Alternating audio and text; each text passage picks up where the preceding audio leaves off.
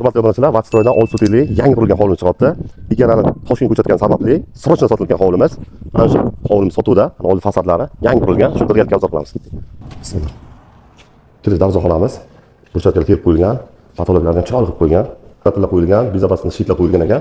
Xo'p, birinchi xonamiz mehmonxona. Mehmonxonamiz ham katta qilib tayyorlangan ekan. Ajoyib qilib remont qilib qo'yilgan.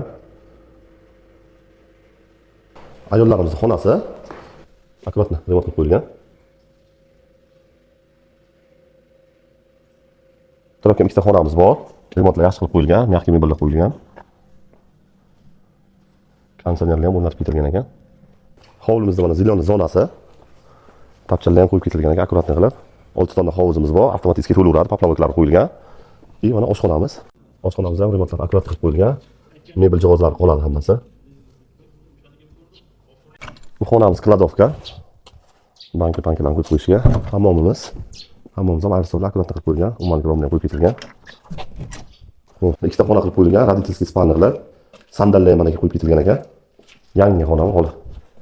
Remontlardan chiqqan, mana ki akkurat qilib, o'zini sanuzili bilan umuman gromlar, dushovor, parilka hamma narsa qilib qo'yilgan.